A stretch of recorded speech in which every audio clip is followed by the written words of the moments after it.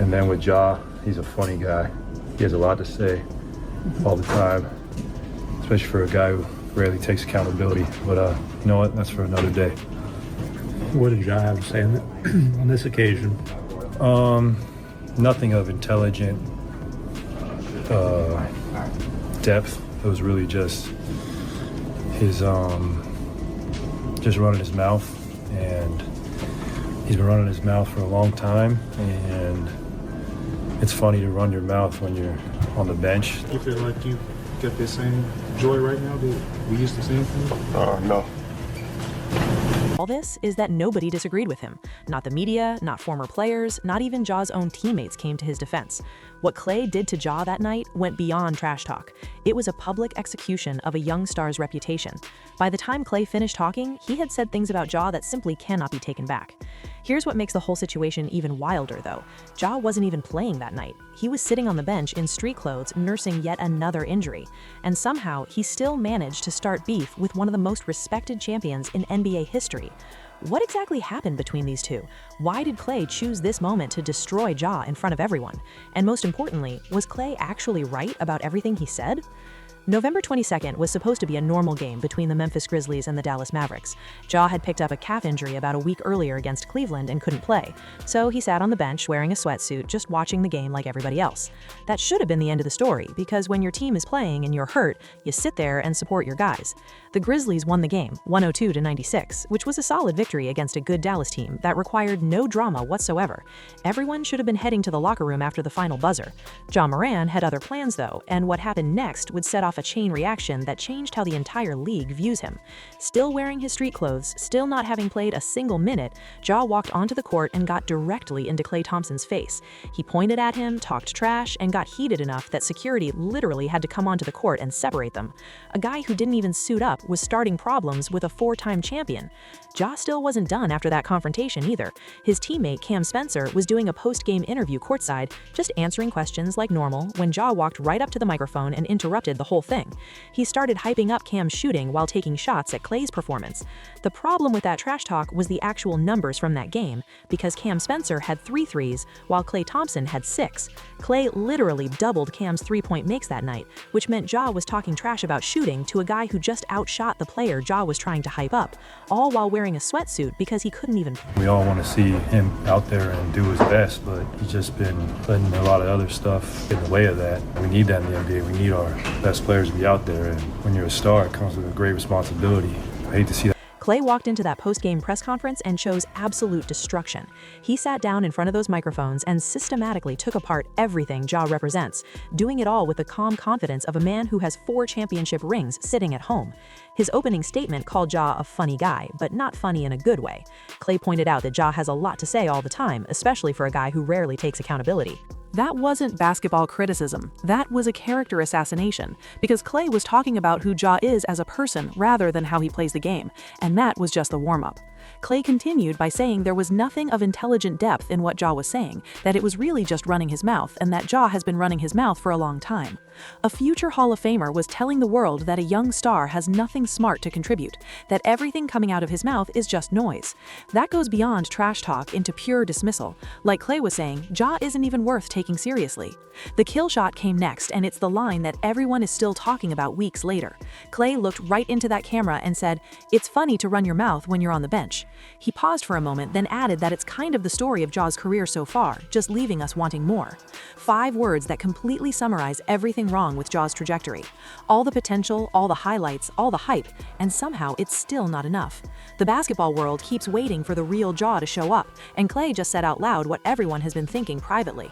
One more blow landed before Klay finished, and this one might have been the most devastating of all. He said everyone wants to see Ja out there doing his best, but that Ja has been letting a lot of other stuff get in the way of that. Klay mentioned that the NBA needs its best players to be out there, and that being a star comes with great responsibility. His final words were that he hates to see that go to waste. A wasted talent. That's what Klay Thompson called Ja Morant in front of the entire basketball world. Not struggling, not going through a rough patch, but wasted. Like whatever Ja could have have been is already gone, and we've already seen the best of him. We all want to see him out there and do his best, but he's just been letting a lot of other stuff get in the way of that. We need that in the NBA. We need our best players to be out there. And when you're a star, it comes with a great responsibility. I hate to see that go to waste. What makes Klay's words hit so much harder than if anybody else had said them comes down to credibility. Klay Thompson earned the right to say these things in a way that almost no other player in the league has. 4 championship rings sit in his house. He was part of one of the greatest dynasties in NBA history. He tore his ACL and his Achilles back-to-back and still fought his way back onto an NBA court. Klay knows what it takes to be great. He knows what sacrifice looks like, and he knows what accountability means. He also knows exactly what it's like to be injured and watching from the sideline. Klay missed 2.5 years of basketball with those injuries. 2.5 years of sitting on the bench in street clothes, just like Ja was that night. The difference is what Klay did during that time. He didn't walk onto the court starting problems with other players, didn't crash interviews to talk trash, and didn't create headlines for the wrong reasons. He kept his head down, put in the work, and came back to win another championship. When Klay talks about running your mouth from the bench being the story of someone's career, he's speaking from experience, because he knows what you're supposed to do when you can't play, and it's not whatever Ja was doing that night. The rarity of Klay's criticism makes it even more powerful. This is not a guy who does this kind of thing. He's known for being chill, for staying out of drama, for letting his game do the talking. When Klay decides to go scorched earth on somebody in a press conference, people pay attention. This wasn't some random beef that Klay gets into every week. This was Klay reaching his limit with somebody's behavior and deciding to say what everyone else was thinking. The whole league heard him loud and clear. What happened after those quotes went viral might be even more telling than Klay's words. After everyone heard what Klay said about Ja, you would expect somebody to defend him, his teammates, his coach, other players around the league who are friends with him. Somebody had to push back on Klay calling Ja a wasted talent on national television. That pushback never came, and what actually happened was the complete opposite. Kenyon Martin went on Gil's Arena, one of the biggest basketball podcasts out there, and completely backed up everything Klay said. He questioned when Ja became tough, and pointed out that when Ja got in Klay's face, he didn't even fully extend his arm. That bend in his elbow while pointing in the face got Kenyon calling Ja fake tough, saying he's fake like he actually wants to fight when everybody knows he doesn't.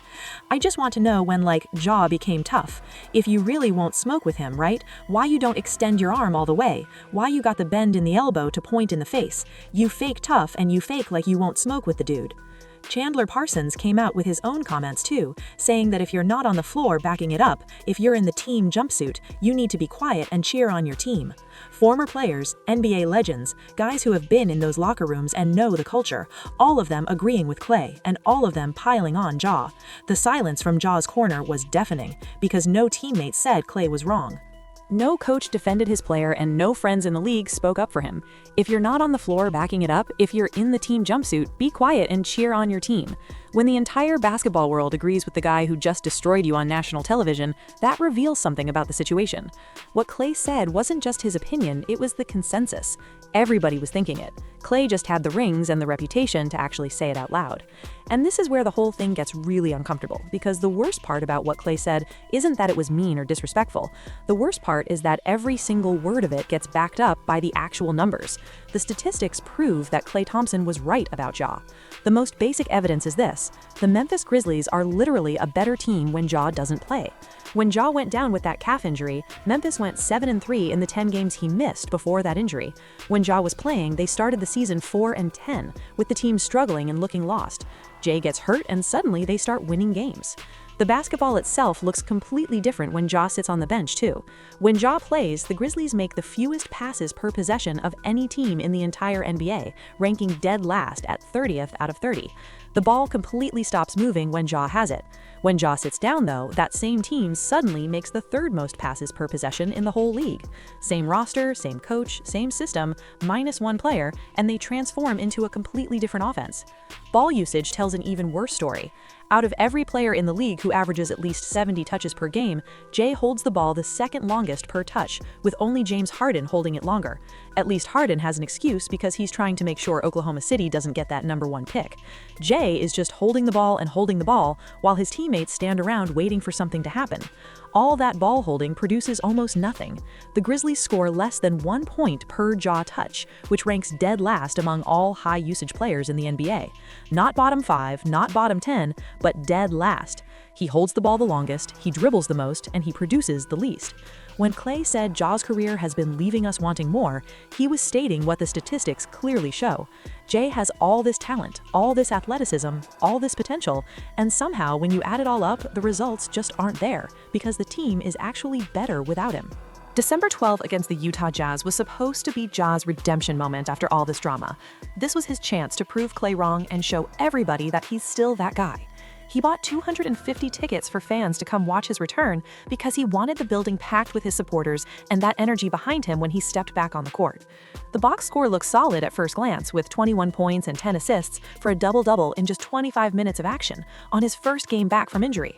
What the box score doesn't show tells the real story, though. Ja shot 7 for 20 from the field, which is 35%. He turned the ball over 4 times. And most importantly, the Grizzlies lost to the Utah Jazz, one of the worst teams in the entire league, a team that Memphis had beaten 5 straight times before this game. His big return with tickets for hundreds of fans, with the whole city ready to welcome him back, with this supposed to be his fresh start, ended with a loss to Utah. A team actively trying to be bad managed to beat Memphis when Ja came back. That's not proving Klay wrong, that's proving him right. The narrative that Klay set with those post-game comments became the dominant story, because Ja looks like a guy who talks a lot and produces a little, and every game ending in a loss just adds more evidence to Klay's case. Here's the thing that should really terrify Ja Morant about all of this. What Klay Thompson did went beyond embarrassing him on TV, because Klay made it acceptable for everyone else to say what they really think. Before those comments, criticizing Ja felt risky, since he's a 2-time All-Star with millions of fans and one of the most marketable young players in the league. Going after him publicly could backfire on anyone who tried it. After Klay called Ja a wasted talent and nobody pushed back, the floodgates opened. NBA executives now go on record saying they wouldn't want Ja on their team regardless of his salary. Even if Memphis was giving Ja away for free, executives say they would pass on him. The combination of being injury-prone, not playing as well as before, and having a massive contract creates too much baggage for teams to handle. The Houston Rockets make perfect sense on paper, since they could use a point guard with Fred VanVleet out for the season, and they have the pieces to make a trade happen. Reports say they have zero interest in pursuing Ja. Teams keep citing the same problems over and over. The injuries add up to 185 games missed over the last 6 seasons. 2 gun-related incidents cost him significant time. The attitude problems and feuds with coaches keep making news. The passive-aggressive press conferences don't help either. Now teams can point to what Klay said in the fact that nobody disagreed as proof that the whole league sees the same red flags. Klay Thompson didn't just win a verbal exchange with Ja Morant that night, he fundamentally changed how the league views him. Before that night, teams might have been willing to take a chance on Ja's talent, despite the red flags. After that night, the red flags are all anyone can see. 26 years old is supposed to be prime time for an NBA player. When healthy and locked in, Ja should be one of the most exciting players in basketball and an MVP candidate. Instead, he's becoming a cautionary tale, a guy with all the physical gifts in the world who just can't seem to put it all together.